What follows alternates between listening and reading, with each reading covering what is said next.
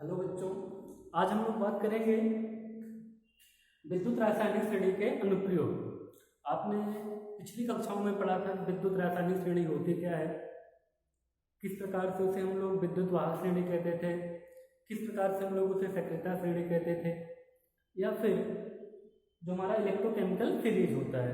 तो जितने सारी धातुएं होती हैं उन सब की जो क्रियाशीलता होती है, सक्रियता होती है, रिएक्टिविटी होती है, वो किसी धातु की सेम नहीं होती। कुछ धातुओं की अलग होती हैं, कुछ धातुओं की अलग होती हैं, या कह सकते हैं कुछ धातुओं की जो रिएक्टिविटी होती है ज़्यादा होती है, कुछ धातुओं की रिएक्टिविटी कम होती है। ठीक उसी प्रकार से जो हमारी अधातुएं होती हैं उनकी भी रिएक्टिविटी किसी की कम होती है, किसी की ज़्यादा होती है।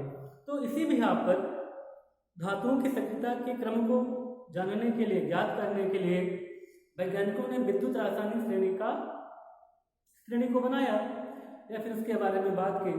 तो जो हमारी विद्युत रासायनिक श्रेणी है, विद्युत रासायनिक श्रेणी में जो हमारा मानक ऑक्सीकरण विभव का क्रम होता है या फिर मानक अपचयन विभव का क्रम होता है, उसी के आधार पर एक टेबल बनाएंगे जिसे हम लोग विद्युत रासायनिक श्रेणी कहते हैं। तो इस विद्युत रासायनिक श्रेणी में सबसे पहले ऊपर धातुओं को रखा गया। जो सबसे अधिक क्रियाशील धातुएं होती हैं उनको विद्युत रासायनिक श्रेणी में सबसे ऊपर रखा गया। जैसे जैसे हम नीचे आते गए धातु की क्रियाशीलता कम होती गई, लेकिन जो क्रियाशीलता है वो धातुओं के नीचे आते आते बढ़ती गई। तो इस विद्युत रासायनिक श्रेणी में जो मेटल हमारे सबसे ऊपर स्थित है उनकी क्रियाशीलता सबसे ज्यादा है, वो अधिक सक्रिय है। लेकिन जैसे जैसे हम विद्युत रासायनिक श्रेणी में ऊपर से नीचे की ओर आते जाएंगे धातुओं की क्रियाशीलता का मान घटता जाएगा, लेकिन अधातुओं की क्रियाशीलता का मान घटता जाएगा। यदि विद्युत रासायनिक श्रेणी में सबसे नीचे कोई नॉन मेटल उपस्थित है तो उसकी जो क्रियाशीलता होगी सबसे ज्यादा होगी। इसी प्रकार हम विद्युत रासायनिक श्रेणी में जब नीचे से ऊपर की ओर जाते हैं तो अधातुओं की क्रियाशीलता का मान तो यहाँ पर कम होता जाएगा, लेकिन धातुओं की क्रियाशीलता का मान बढ़ता जाएगा। तो जो धातु सबसे ऊपर स्थित है वो विद्युत रासायनिक श्रेणी में प्रबल सक्रिय है। जैसे जैसे हम नीचे आते जाते हैं वैसे वैसे धातुओं की सक्रियता का मान कम होता जाता है, लेकिन अधातुओं की सक्रियता का मान बढ़ता जाता है। जैसे जैसे हम लोग नीचे से ऊपर की ओर जाएंगे अधातुओं की सक्रियता का मान कम होता जाएगा, लेकिन धातुओं की क्रियाशीलता का मान बढ़ता जाएगा। तो उसी बिहार पर हम लोग आज विद्युत रासायनिक श्रेणी के कुछ अनुप्रयोग पढ़ेंगे। इसका यूज कहाँ कहाँ होता है। यहाँ पर हमारा सबसे पहला क्वेश्चन है कि सिल्वर नाइट्रेट के विलयन में कॉपर की छड़ डालने पर विलयन का नीला हो जाता है क्यों। हमारा सिल्वर नाइट्रेट का विलयन है, उस सिल्वर नाइट्रेट के विलयन में हम कॉपर की राड को डाल दे रहे हैं तो सिल्वर नाइट्रेट का विलयन का जो रंग होता है वो हमारा नीला हो जाता है। क्यों ऐसा होता है, इसके पीछे एक ही कारण होता है। यदि हम इसको रिएक्शन के माध्यम से समझें, यहाँ पर 2 टाइम Ag3 हो जाएगा। अब इस सिल्वर नाइट्रेट के इलेक्ट्रो सॉल्यूशन यहाँ पर हमारा इसका जलीय विलयन है, हम क्या कर रहे हैं कॉपर की राड को यहाँ पर डाल दे रहे हैं। तब यहाँ पर जो यहाँ पर रिएक्शन होगी वो हमारा हो जाएगा Cu3 का होल ट्वाइस प्लस यहाँ पर 2 टाइम Ag डिस्प्लेस हो जाएगा, स्थापित हो जाएगा।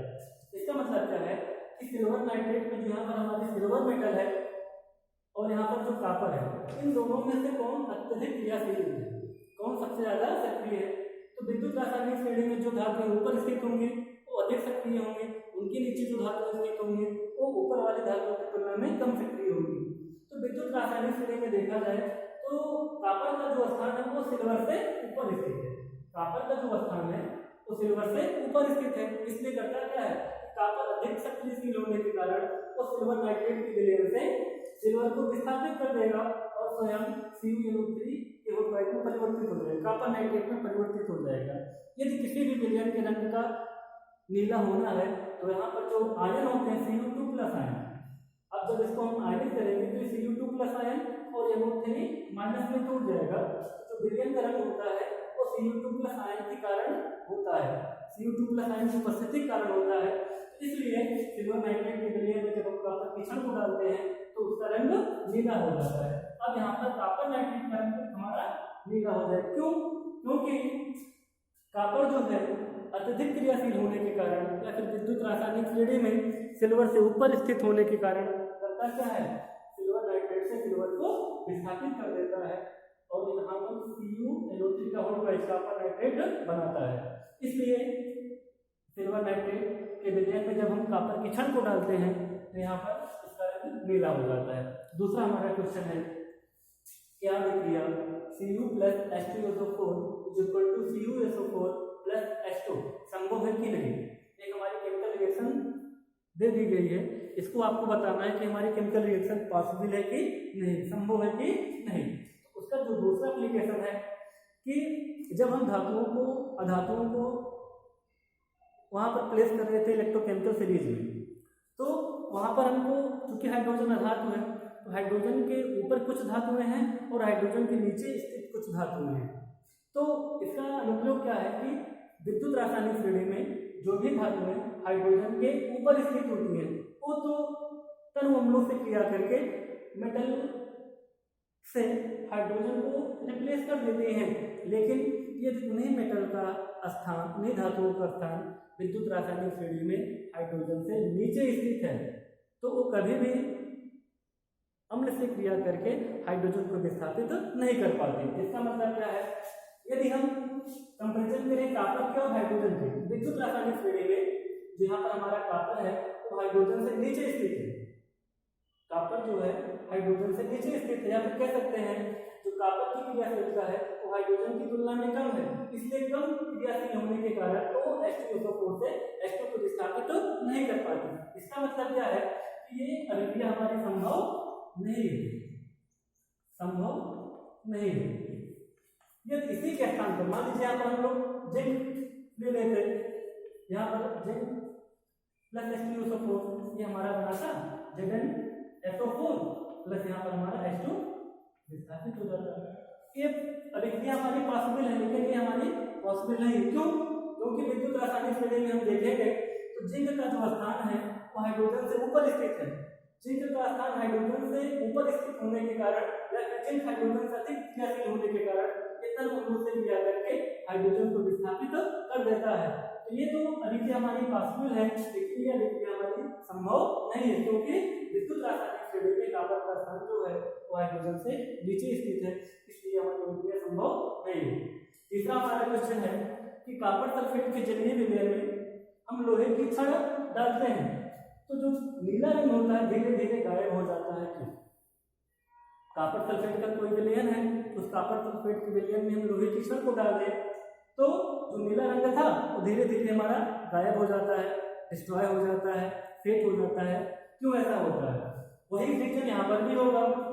मान लीजिए यहाँ पर हम कॉपर सल्फेट का विलयन ले रहे हैं और इसमें हम लोग लोहे की छड़ को डाल दे रहे हैं, ऐसी है।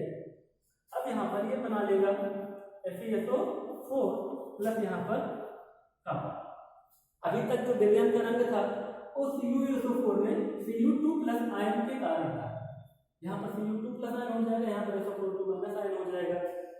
इसकी ऑक्सीडेशन स्टेट 0 थी, लेकिन विद्युत रासायनिक श्रेणी में जो आयरन का स्थान है वो कॉपर से ऊपर होने के कारण या फिर आयरन अधिक क्रियाशील होने के कारण, अधिक सक्रिय होने के कारण क्या करेगा, कॉपर सल्फेट के विलयन से कॉपर को विस्थापित कर देगा। अब यहाँ पर Cu2 प्लस था, अब इसकी जो अवस्था होगी वो हमारी Cu 0 हो जाएगी, इसलिए यहाँ पर Cu2 प्लस का Cu में अपचयन हो जा रहा है। तो जो हमारी अभिक्रिया होगी इसका मतलब क्या है कि कॉपर सल्फेट के जलीय विलयन में जब हम लोहे की छड़ को डालते हैं तो इसका रंग धीरे धीरे गायब हो जाता है, क्योंकि यहाँ पर Cu2 प्लस आयन का अपचयन Cu भी हो जा रहा है। रंगीन होने का कारण तात्पर्य क्या है कि कॉपर सल्फेट में Cu2 प्लस आयन होने का कारण होता है। यदि Cu2 प्लस आयन है तो यहाँ पर उसका रंग नीला हो जाएगा।